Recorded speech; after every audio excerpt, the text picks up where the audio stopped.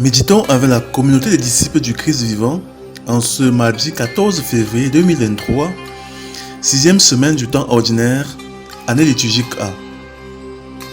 Évangile de Jésus-Christ selon saint Marc, au chapitre 8, versets 14 à 21. En ce temps-là, les disciples avaient oublié d'emporter des pains. Ils n'avaient qu'un seul pain avec eux dans la barque. Or, Jésus leur faisait cette recommandation. Attention, prenez garde au levain des pharisiens et au levain d'Hérode. Mais ils discutaient entre eux sur ce manque de pain. Jésus s'en rend compte et leur dit: Pourquoi discutez-vous sur ce manque de pain? Vous ne saisissez pas? Vous ne comprenez pas encore? Vous avez le cœur endurci? Vous avez des yeux et vous ne voyez pas. Vous avez des oreilles et vous n'entendez pas. Vous ne vous rappelez pas? Quand j'ai rompu les 5 pains pour 5000 personnes, combien avez-vous ramassé de paniers pleins de morceaux? Ils lui répondirent: 12. Et quand j'en ai rompu 7 pour 4000, combien avez-vous rempli de corbeilles en ramassant les morceaux? Ils lui répondirent: 7. Il leur disait: Vous ne comprenez pas encore? Acclamons la parole de Dieu.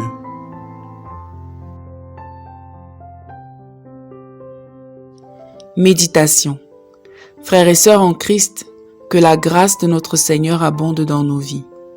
Aujourd'hui, le Seigneur Jésus-Christ s'étonne et s'indigne devant l'incrédulité des disciples et par là de beaucoup d'entre nous. Il nous exhorte dans l'Évangile à la foi et à la confiance totale en lui. En effet, le Seigneur est dans une barque avec ses disciples et il est en train de leur parler du comportement reprochable des pharisiens et des scribes. Mais les disciples ne l'écoutent pas. Pourquoi? Parce qu'ils n'ont plus qu'un pain et se demandent certainement comment ils vont se nourrir.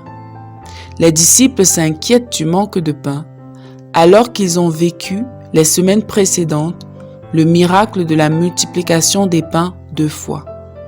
Mais malgré cela, ils s'inquiètent dès que le pain vient à manquer. On peut vraiment être découragé avec Jésus dans cette situation, qui se demande comment leurs cœurs peuvent être aussi endurcis. Souvent, nos cœurs aussi s'endurcissent comme ceux des disciples. Nous avons des yeux pour voir les merveilles de Dieu dans nos vies chaque jour. Dieu qui, alors que nous ne savions pas quoi faire dans telle ou telle situation, a intervenu, qui a pourvu à nos besoins dans le manque et souvent quand nous ne savions plus à quel sein nous vouer, qui nous a accordé la guérison ou à un proche alors que nous étions désespérés. Mais pourtant, face à certaines difficultés, notre mémoire semble oublier ce qu'il a fait pour nous et nous tombons dans le doute, la peur de manquer, de ne pas pouvoir subvenir à nos besoins ou de ne pas pouvoir résoudre tel ou tel problème. Ce comportement nous enlève la paix et la connexion à Dieu. Les disciples, par exemple, n'écoutaient pas Jésus. Ils étaient focalisés sur le pain. Et ça nous ouvre la porte au diable, car il sème le doute et la peur dans notre esprit. Ce qui ouvre la porte à de nombreux maux et nous ferme aux enseignements de Jésus. Pour renverser cela, nous devons fortifier notre âme et notre foi en prenant le temps chaque jour pour nous rendre compte des merveilles opérées par Dieu dans nos vies, par l'examen de conscience par exemple, et lire sa parole, la méditer, la mettre en pratique afin qu'elle soit un remède pour notre âme et fortifie notre foi. Retournons à la parole de Dieu dans les moments de difficulté, afin de l'aider à garder la foi et la confiance en Dieu.